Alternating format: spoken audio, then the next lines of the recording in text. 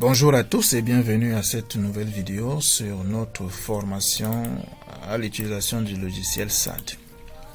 Alors tout à l'heure je vous expliquais pourquoi est-ce que à la vidéo précédente je vous expliquais pourquoi est-ce que un utilisateur simple n'a pas accès aux indicateurs globaux de traitement. C'est simplement parce que cette personne n'a pas ses droits.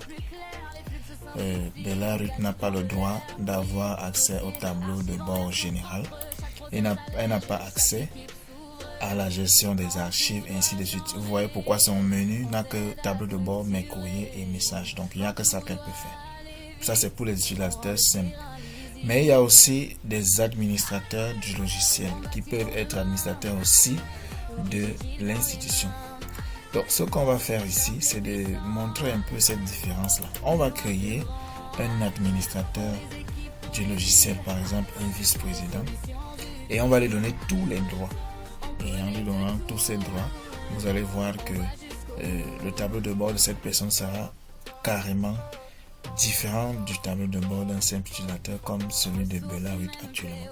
Donc on va se déconnecter en cliquant ici. Et on va se reconnecter en tant que super administrateur de SAD.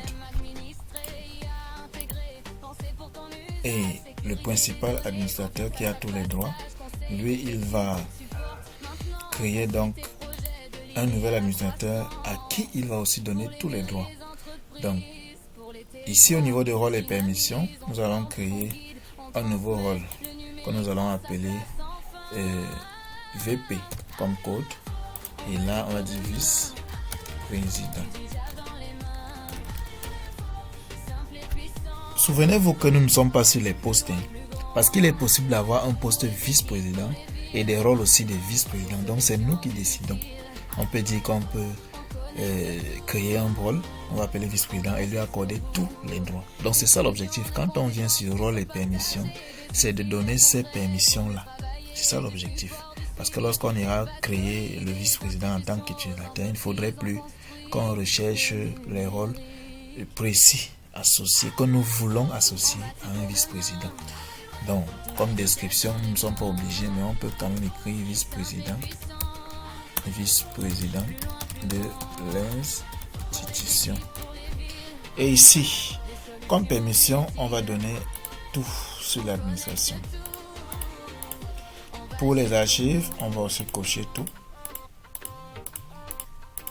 Pour le courrier en temps, on coche tout. Pour le courrier sortant, on coche tout. Pour le tableau de bord global, on coche tout. Les documents, on coche tout. Les paramètres, on coche. Et les rapports aussi, on coche tout. Donc, on a dit clairement à SAD que pour le poste de vice-président ou alors pour le rôle de vice-président, ils doivent tout faire. Ils doivent être capables de tout faire. On va enregistrer. Et dès qu'on enregistre, nous venons donc ici créer le service du vice-président. Nous allons décider ici que le service du vice-président sera vice-président. Voilà. Code VP. Supérieur hiérarchique, on laisse d'abord comme ça. Service parent, on enregistre. Et ici sur vice-président, on clique là-dessus. Et on choisit le service parent qui est la présidence. On enregistre. Voilà. Alors, comme poste, on va aussi créer le poste de vice-président. Service, on choisit VP. On met toujours VP. On dit vice-président. Comme poste ou fonction. Alors, au niveau de l'utilisateur, on va créer un nouvel utilisateur qu'on va appeler vice-président. On va par exemple mettre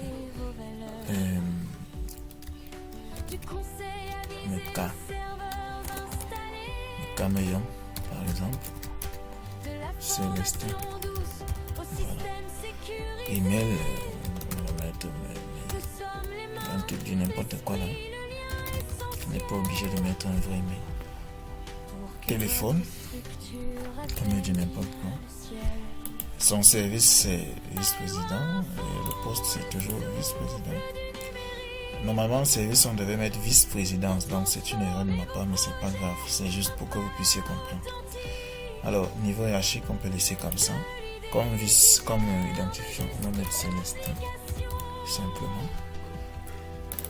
Et son mot de passe, on va mettre 1, 2, 3, 4, 5, 6, 7, 8, 9, 10 comme mot de passe. Son rôle, ce qui est important ici, que je voulais qu'on comprenne, c'est son rôle. On lui donne le rôle de vice-président et vous verrez son tableau de bord. Son supérieur hiérarchique peut être le professeur Alain Barca, qui est le président. On enregistre. Voilà. On peut revenir se déconnecter et essayer de se connecter en tant que Célestin. Célestin, 1, 2, 3, 4, 5, 6, 7, 8, 10. On se connecte. Et vous voyez que le tableau de bord de Monsieur Célestin, qui est vice-président, il a ce menu qui est complet. Donc, il a la possibilité de gérer ses courriers, les courriers entrants, courriers sortants, documents, archives, rapports, l'administration, ainsi de suite. Donc, il peut même ajouter d'autres administrateurs parce qu'on lui a donné ce droit. Il peut créer des services, peut créer des postes et il a même accès au journal de sécurité simplement parce qu'on lui a donné ce droit-là. Donc, c'est un peu ça que je voulais vous montrer en ce qui concerne les rôles et les permissions. À très bientôt pour la prochaine vidéo.